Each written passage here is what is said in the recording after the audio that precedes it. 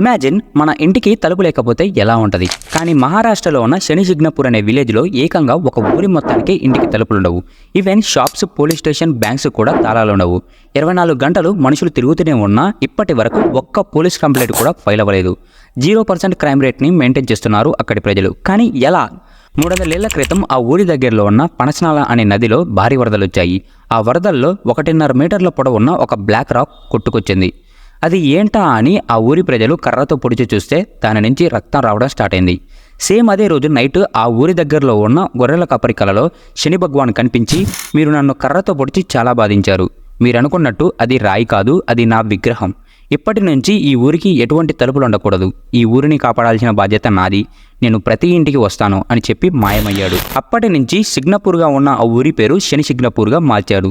Even public టాయిలెట్స్కి కూడా doors ఉండవు. వాటికి బదులు కర్టన్స్ని వాడతారు అక్కడి ప్రజలు.